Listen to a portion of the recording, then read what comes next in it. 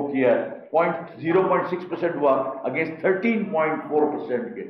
ये जो सारी चीजें अगर आप देखें तो आप उन तमाम चीजों को जब मैं देखता हूं तो मुझे समझ नहीं आता कि सारा बजट जो हमने दिया है उसका एक्चुअल मतलब उसका फंडामेंटल क्या है, उसका मतलब क्रक्स क्या है। क्या ये बजट इसलिए है कि हम डिजिटलाइजेशन करने जा रहे हैं, या बजट इसलिए है कि हम जो है ना FBR को सख्तियों की इजाजत दे रहे हैं, या ये इसलिए है कि हम टैक्स ज्यादा वसूल करें। मुझे इसमें जो चीज नजर नहीं आती, जो मैं बाकी सारे भी बात करेंगे, वो मुझे जो चीज नजर नहीं आती वो ये है कि जो टैक्स कलेक्शन को उन्होंने बढ़ाया है, पिछले साल जो टारगेट अचीव नहीं कर सके, क्या वो सारे पंडित जो बैठे थे उन्होंने ये नहीं मालूम समझा नहीं कि जो हमारा पिछला टारगेट जो हम अचीव नहीं कर सके उसकी वजह क्या है। उसकी वजह बिल्कुल सीधी सी है कि जो ग्रोथ आपने टारगेट की थी वो ग्रोथ 3.6 थी, आई 2.64, तो जो 3.8 और 2.64 का जो फर्क है वो आपकी कलेक्शन में भी फर्क है। तो इस दफा भी क्या ये गारंटी है कि आपने कौन से ऐसे इकदाम इसमें तजवीज किए हैं कि आपने जो 4.2 रखा वो सारा कलेक्शन हो जाएगा। मुझे नहीं लगता कि ये जो इस साल के अंदर भी कोई ऐसा कलेक्शन हो, बिल्कुल इसलिए नहीं लगता कि आप ये देखें कि हम क्या बात करेंगे। हम ये बात करेंगे हमारा ट्रेड अकाउंट बढ़े, हम ये बात करेंगे कि करंट अकाउंट डेफिसिट कम हो जाए, हम चाहते हैं कि ट्रेड सरप्लस हो जाए। तो हमने उसके लिए क्या किया, वो तजवीजें मुझे इसमें कोई भी नजर नहीं आती, सिवाय इन तजवीजों के कि ये सख्ती हम करेंगे, ये सख्ती करेंगे अब नॉन फाइलर्स को जगह नहीं मिलेगी, वो प्रॉपर्टी खरीदेंगे तो उससे ज्यादा उसको पैसे देने पड़ेंगे, पेट्रोल पंप पे जाएगा तो 2 रुपए ज्यादा महंगा, 2.5 रुपए पेट्रोल ज्यादा महंगा पड़ेगा उसको। ये सारी चीजें इस बजट के अंदर सारी हैं, लेकिन रिफॉर्म्स की बात नहीं है। कौन से रिफॉर्म्स उनकी मैं बात कर रहा हूं, जो मुझे मिसिंग लग रहा है वो ये रिफॉर्म कि भाई आप ये सारी चीजों को बढ़ाने के लिए, देखिए कोई भी चीज हो, आपको जब केक से ज्यादा स्लाइस चाहिए तो आपको केक को बड़ा करना पड़ता है। ये नहीं कि केक के अंदर छोटे छोटे टुकड़े आप कर दो, तो उसका कोई फायदा उसका कोई भी नहीं होता। आप उसकी साइज को बड़ा करने के लिए आपने क्या किया, क्या तो इनेबलिंग एटमॉस्फेयर बनाने के लिए आपने बात की, क्या आपने एक्सपोर्ट बढ़ाने के लिए, बल्कि एक उन्होंने ये कर दिया कि EFS जो था एक अच्छी स्कीम, उसको उन्होंने जो उसके ऊपर सेल्स टैक्स लगा दिया।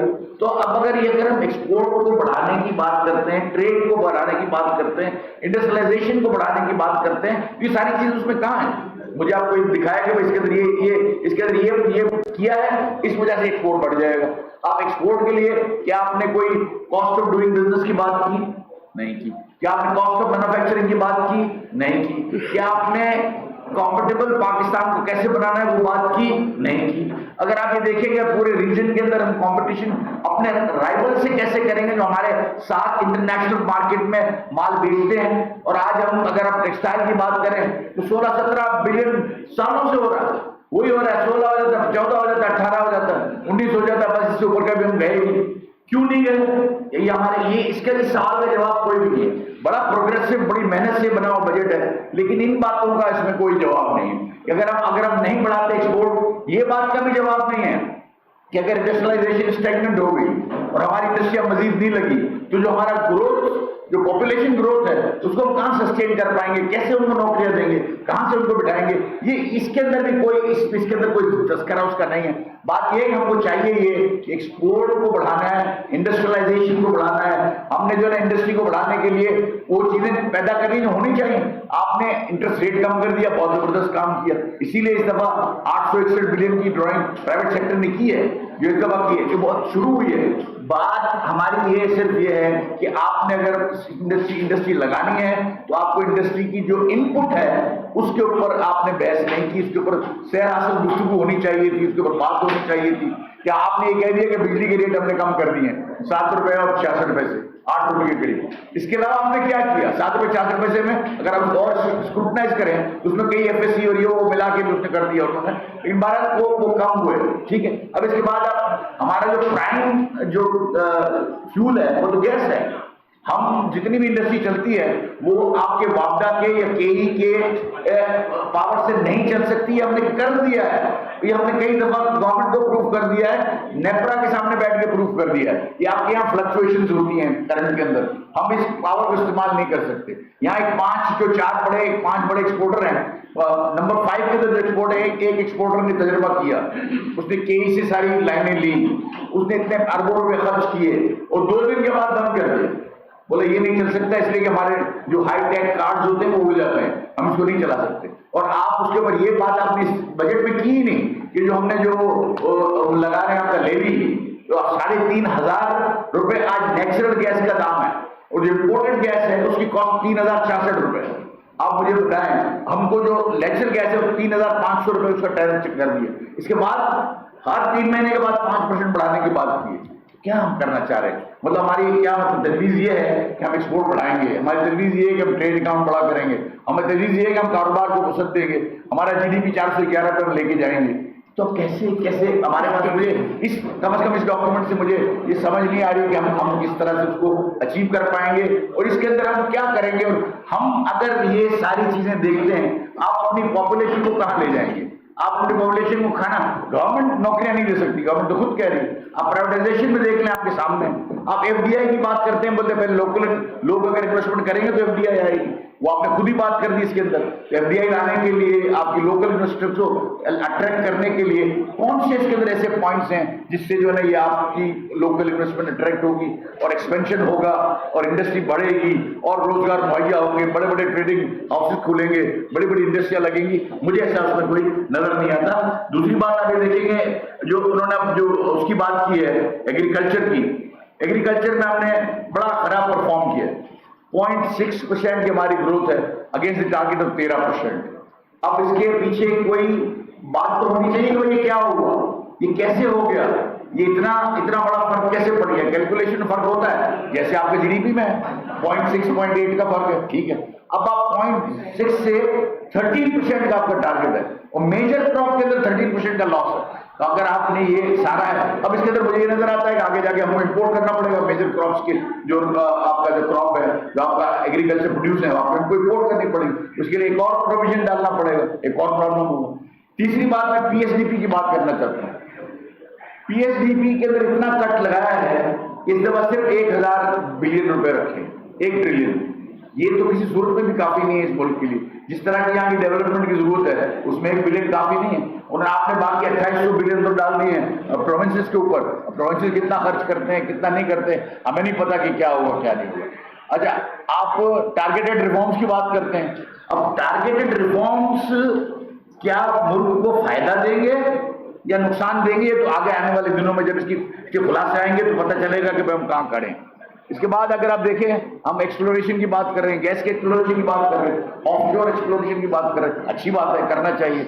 आप टाइट गैस को अनटाई करने की बात कर रहे हैं, जो टाइट गैस इस वक्त मौजूद है उसको आप इस्तेमाल करने की बात कर रहे हैं, और 5 बिलियन की इन्वेस्टमेंट इसके लिए आप करना चाहते हैं पेट्रोलियम सेक्टर के अंदर। तो ये जो चीजें हैं आप उसको देखिए। क्लाइमेट चेंज के अंदर हम Pakistan is the worst hit in the climate change era. आप जितने भी पूरे दुनिया में ममालिक हैं, पाकिस्तान सबसे ज्यादा बुरी तरीके से हिट हुआ है। आप सिर्फ 5 बिलियन रुपए उसके लिए रख लें। क्लाइमेट चेंज में आप करेंगे क्या? आप एनर्जी की गाड़ियां ला रहे हैं, इलेक्ट्रिक की गाड़ियां ला रहे हैं, पेट्रोल को हटा के उसके ऊपर पेनल्टियां लगा रहे हैं, उसके ऊपर सारी चीजें आप हो जाके कर रहे हैं। तो ये सस्टेनेबल होगा? हम फौरी तौर पर कर पाएंगे? ये बड़े सवालिया निशान है। एग्रीकल्चर की आपने बात की, फिर आपने SIFC की बात की कि SIFC ने बड़ा अच्छा परफॉर्म किया। बाकी SIFC ने बेहतर परफॉर्म किया और वो कुछ न कुछ इन्वेस्टमेंट को लेके आए।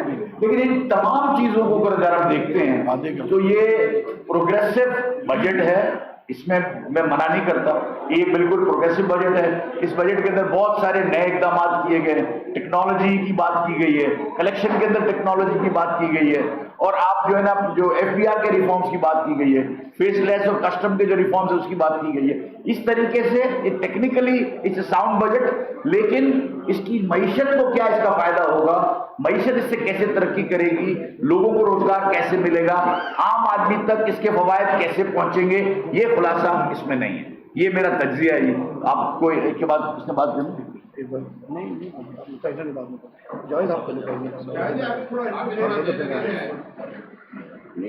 प्रेस कॉन्फ्रेंस तो वन मैन ही होता है।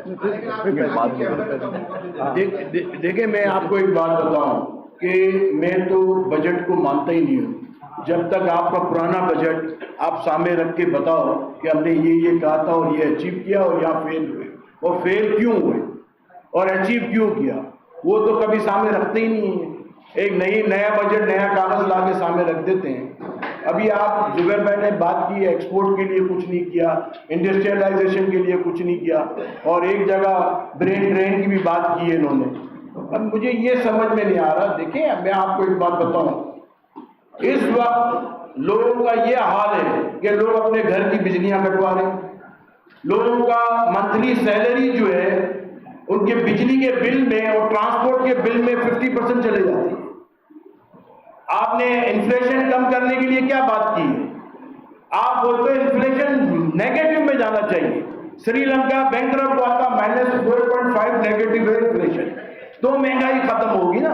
आप तनख्वाहें बढ़ा दो, ये बढ़ा दो, भाई महंगाई कम कर दो ना। आपको तनख्वाह बढ़ाने की क्या जरूरत है? आप महंगाई कम करो। महंगाई कम करने के लिए क्या किया हमने? जैसे कि एग्रीकल्चर जब 18th अमेंडमेंट के बाद एग्रीकल्चर 4 सूबों में चले गया। जब एक साथ फेडरल में था, जब हमारे कंट्रोल में नहीं था एग्रीकल्चर, हमारे पास कोई फिगर्स नहीं होते थे कि हम इतनी कॉटन क्रॉप करेंगे।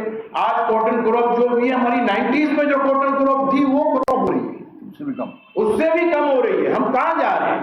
और हम बोल रहे हैं हम पॉजिटिव ग्रोथ कर रहे हैं। इसको पॉजिटिव ग्रोथ बोलते हैं। मुझे तो ये समझ में नहीं आया।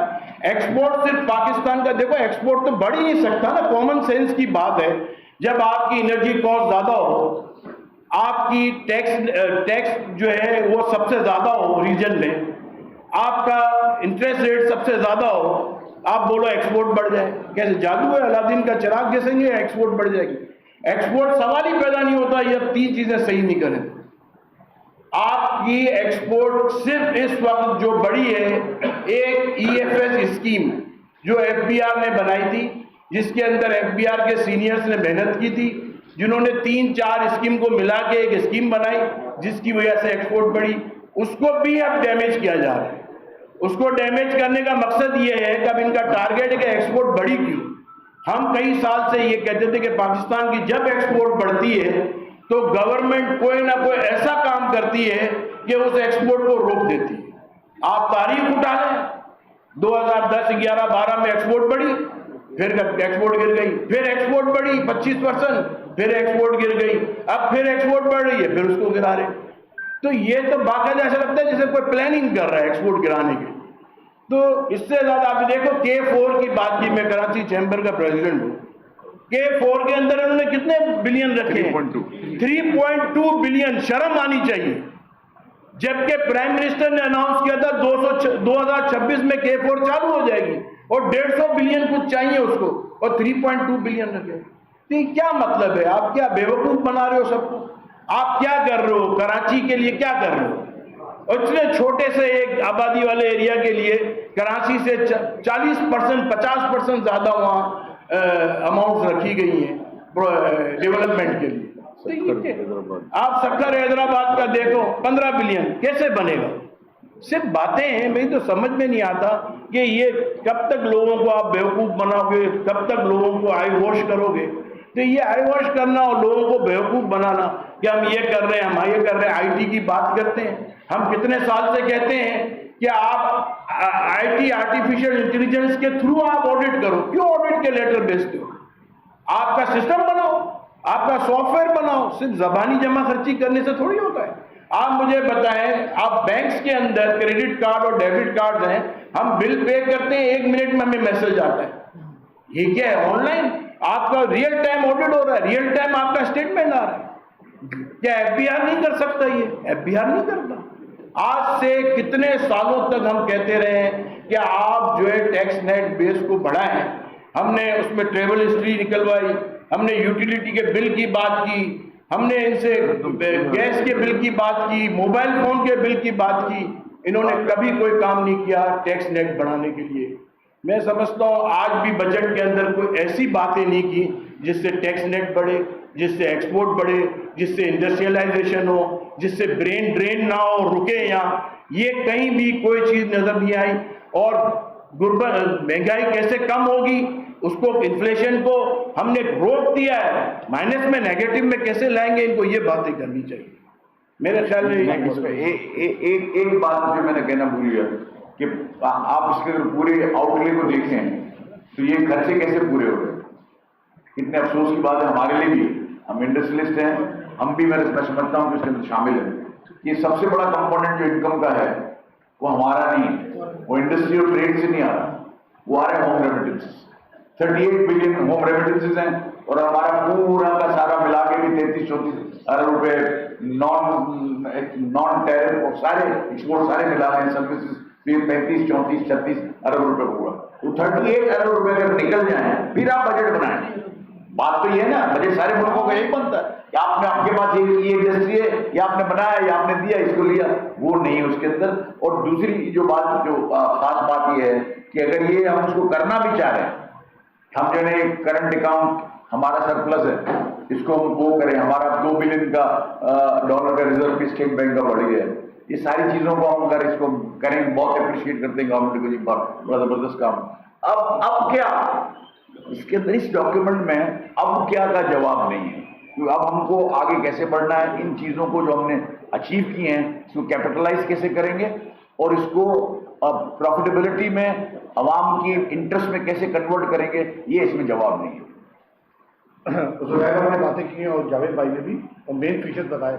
अभी अभी शायद फाइनेंस बिल एक दो दोस्तों को मिला होगा, आज वो शायद वो किसी ने पढ़ा नहीं, मैंने एक नज़र डाली फाइनेंस बिल पे, और जो जुबैर भाई उनको पावर्स दिए गए FBI को, हम तो चीखते हैं और चलाते हैं कि भाई कंडीशन एनवायरमेंट दें, फेयर टैक्सेशन सिस्टम है, फेयर टैक्स होना चाहिए, जो सेक्टर पे जो टैक्स ड्यू है उसको देना चाहिए। आज ये हाल है कि जो बिजनेस इंडस्ट्रियल सेक्टर है वो तकरीबन 5% है, 20% है कुल GDP का, और टैक्स कंट्रीब्यूशन है 60%। तो ये कैसे चलेगा जब आप कॉस्ट ऑफ डूइंग बिजनेस बढ़ाते जाएंगे? खौफ की फिजा कि 10 साल की सजा होगी, ऑनलाइन बिल्कुल नहीं, टैक्स देना चाहिए, टैक्स दे हुए हैं, ज़्यादा टैक्स दे हुए हैं। एग्रीकल्चर सेक्टर में देखिए ना, उनको नुकसान हुए, बहुत तकलीफ हुई। सेकेंड स्ट्रेटेजिक जो वहाँ पॉइंट है after defence, that is food security है, एग्रीकल्चर, जो जुबैर भाई ने बात की, और वो तो बुरा हाल है। और कोई ऐसा प्लान नहीं दिया गया कि भाई अगले साल हम ग्रोथ किस तरह लाएंगे।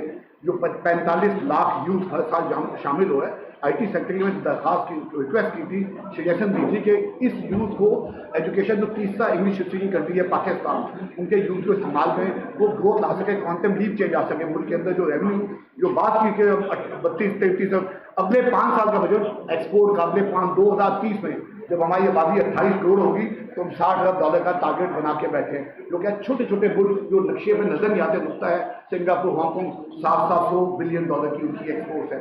तो ऐसा क्या उन्होंने किया जो हमने किया? उनके ही पढ़ ले, एक एनवायरमेंट क्रिएट करें, खौफ की एनवायरमेंट। फाइनेंस दुबई में जब आप देखेंगे और कल प्रेस कॉन्फ्रेंस करेंगे, जो नकात है, जितने पावर दे दिए गए हैं कि ये नहीं होगा तो सेल टैक्स ये नहीं होगा, ये भाई आप एनवायरमेंट काम करने दो, जिनका प्रोफाइल है उनको आगे बढ़ने दें, मुल्क का कराची का पहिया चलने दें। और मैं हमेशा कहता हूँ पूरे मुल्क को सपोर्ट करिए, कराची का पहिया जब चलेगा तो पूरे मुल्क का पहिया चलेगा।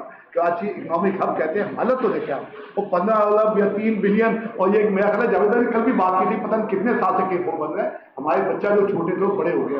पानी इतना बड़ा मसला है पाकिस्तान का, बिजली मसला है, सिक्योरिटी मसला है, तो इन चीज़ों में कोई तवज्जो नहीं है, कोई बात नहीं है। बहरहाल जब फाइनेंस बिल आएगा इसमें हम बात करेंगे। एक चीज़ और है गई, क्लाइमेट चेंज। क्लाइमेट आप बाहर से फंड लेना, वर्ल्ड बैंक से कोई फ्री तो नहीं देगा। $40 बिलियन में 10 या 20 साल के लिए दिए गए, उनसे आपने फिर वो देना, मार्कअप देना है। हम जब सऊदी अरेबिया से लेते हैं, UAE से लेते हैं, चाइना से लेते हैं, फ्री नहीं ले रहे, उसमें इंटरेस्ट पेमेंट्स कर रहे हैं। वॉशन डिजिटल प्रोग्राम अच्छी बात है, $10 बिलियन हो गया, उसमें जो हम इंटरेस्ट देंगे 7%, कभी किसी ने सोचा 5 से 7%, वो कहाँ जाके एंड अप होगा? तो हमें कोई प्लान है कि हमें अपना डेट किस तरह खत्म करना है। तो इन चीज़ों में समझता हूँ जुबैर भाई फिर बात करेंगे, अब फाइनेंस बिल हम पूरा देखेंगे। आपको सवाल एक चीज़ और उन्होंने कह दी है, जो कस्टम के हवाले से जो माल आता है, इंपोर्ट या एक्सपोर्ट होती है, अगर जो इंपोर्ट करेगा और 3 दिन के अंदर उसका कंटेनर क्लियर किया, वो किसी से पैसे नहीं देते, उस पर पेनल्टीज लगा देंगे बेतहाशा। तो ये चीज़ें मैं कहता तबाही आपने भी पढ़ा होगा इसके अंदर। तो ये चीज़ों पे मैं समझता हूँ हमें सबको बैठ के पूरे पाकिस्तान के चैम्बर्स को इस चीज़ पे बात करनी चाहिए।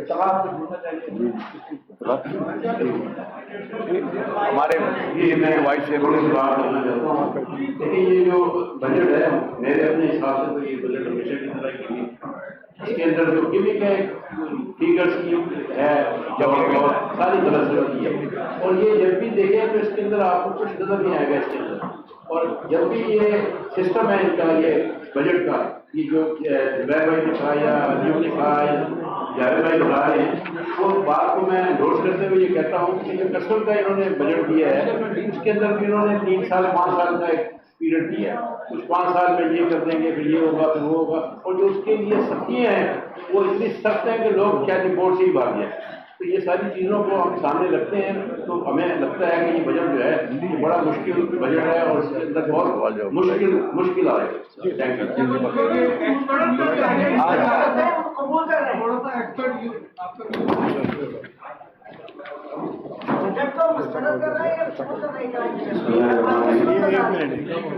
देखिए, बजट जब बनता है ना, थोड़ा सा जैसे हमने कहा कि एक्सपोर्ट ड्यूटी की बात की जाए, तो बजट बनता है एजम्पशंस के ऊपर। जैसे पिछला बजट बना था 3.6% की ग्रोथ के एजम्पशन के ऊपर, और जब आए हमारे पास फिगर तो 2.7% का। उस एजम्पशन तो उसके तहत जो पहले